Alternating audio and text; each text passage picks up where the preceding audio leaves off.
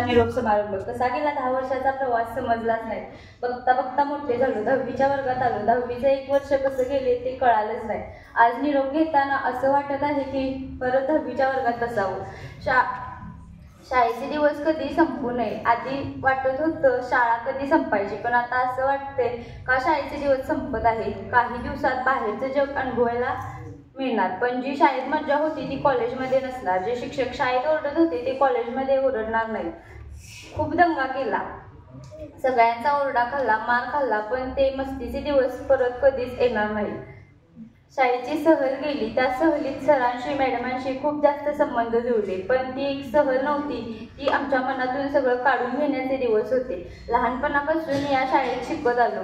1ली ते 4थीपर्यंत श्री लक्ष्मी विद्यालयामध्ये शिकलो. Powal madam, Mane madam, Patil madam ह्या होत्या. आत्ता पूर्णे मॅडम आणि पाटील मॅडम आल्या. ह्या पण खूप चांगलं समजावून घेणाऱ्या शिक्षिका आहेत. 5वीच्या वर्गात आलो. आमचे वर्ग शिक्षक लोहार सर झाले. सर 3 वर्ष वर्ग शिक्षक होते. 8वीत आलो. NMSच्या परीक्षेत लोहार सरांनी खूप मार्गदर्शन केले. RS पाटील सर वर्ग शिक्षक होते. 3 ते 4 महिने आमचे वर्ग शिक्षक होते. त्यांना पण 10वीचा वर्ग दिला म्हणून आमचे वर्ग शिक्षक आमच्याकडून हिरावून घेतले. 9वीत आलो तेव्हा पण तसंच झालं. बोरुडे मॅडमांनी पण आम्हाला खूप छान शिकवलं. बोरुडे मॅडमांचा स्वभाव खूप कडक आहे. बोरुडे मॅडम रिटायर्ड होऊन आम्हाला 10वी आल्यावर खूप छान सहकार्य केलं.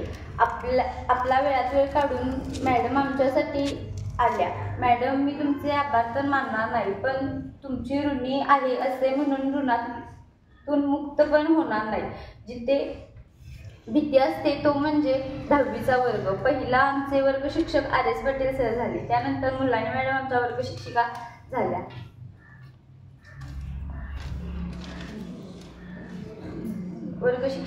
विरकर सरांच्या खूप मागे लागलो. 10वीचा वर्ग शिक्षक व्हा.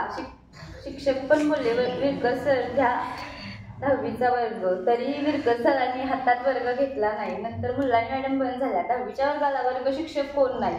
आमच्या वर्गाची काळजी असणारे सर म्हणजे RS पाटील सर. 9वीच्या वर्गाचे वर्ग शिक्षक असून 10वीचा वर्ग हातात घेणं म्हणजे सोपं नाही. मला त्यांचा एवढा अभिमान वाटतो की आमच्या शाळेच्या आय कार्डवर RS पाटील सरांच्या सह्या आहेत. मी तुम्हाला एवढंच सांगेन, भांडण झालं RS पाटील सरच मिटवणार. म्हणजे कसं दोन्ही बाजू समजावून घेतात मगच बोलतात. हा सरांचा स्वभाव मला खूप आवडतो. सर, शाळेचा शेवटचा दिवस आहे आज आमचा.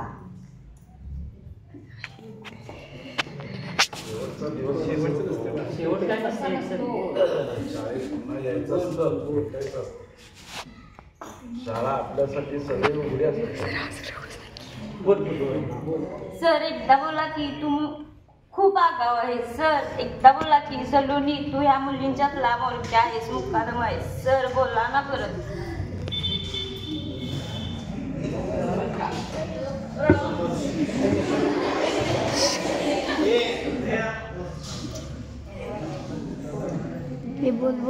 एकदा बोला की तू खूप आगाव आहेस. सर, एकदा बोला की तू ह्या मुलींच्यात लांब ओळखी आहेस, मुक्कादम आहेस. सर, बोला ना एकदा परत. आम्ही नाही येणार तुम्हाला त्रास द्यायला. सर, एकदा बोला की 10वीचा वर्ग चांगला नाही. 10वीच्या वर्गाला आपण 10वीला आहे याचं भानच नाही. लोहार सर, एकदा बोला की खिडकीतून बाहेर तुम्ही दुसऱ्या मुलांना बोलू शकता, पण आम्हाला ते शब्द परत कधीच ऐकायला भेटणार नाहीत. जरा मुलींची भांडणं झाली तर आपण शाळा संपल्यावर त्या विषयावर 2-3 दिवस मीटिंग घेऊया, बोला की लोहार सर. त्यानंतर चौगले मॅडम, चूक झाली तर सोडणार नाहीत, पण नीट वागलं की त्या पण खूप छान वागतात, खूप छान समजावतात. त्यानंतर कांबळे मॅडम, त्या पण खूप छान समजावून घेतात. त्या एवढंच सांगत आल्या, तुमच्याकडून ते होतंय, तुम्ही त्या गोष्टी मन लावून करा. स्वतःच्या मुलीप्रमाणे समजावून घेत आल्या. पहिलीपासून जिच्या हातचं जेवण जेवलो ती म्हणजे मावशी. त्यानंतर बेल वाजवणारे बिरांजे मामा, मांगलेकर मामा यांनी पण आम्हाला खूप समजावून घेतलं. एका बाजूला असणारी ती म्हणजे आमची मैत्री. प्राची, ध्रुवा, सिद्धी, वंचिका ह्या नवीन आल्या. असं वाटायचं की आमच्या पुढे कधी जाऊ नये, पण कधी असं नाही वाटलं की त्यांच्याकडून घेण्यासारखं काय तर आहे ते घेऊया. पण आम्ही त्यांच्याशी तुलना करत बसलो. त्यांना पण खूप रडवलं, एवढं रडवलं की त्या शेवट आम्हाला कंटाळा आल्या. वर्गात नुसती भांडणं व्हायला लागली. शाळेत असताना खूप काही केलं, पण आज त्याचा शेवट आला. राहिले ते 2 महिने, तेव्हा कुठे हळूहळू शाळेची किंमत समजायला लागली. शाळा म्हणजे काय, 2 महिन्यात सगळ्यांशी शाळा म्हणजे काय 2 महिन्यात सगळ्यांशी खूप संबंध जुळवले. एका बाजूला राहिले ते म्हणजे तेलवेकर सर, ते पण आम्हाला खूप मार्गदर्शन करत होते. पेपर कसा लिहायचा ते सरांनी आम्हाला सांगितले. मराठीचे थोडे व्याकरण पण सरांनी घेतले. नंतर सगळ्यांशी खूप चांगलं वागलो. मुलं मुली सगळी मिळून मिसळून राहत होतो.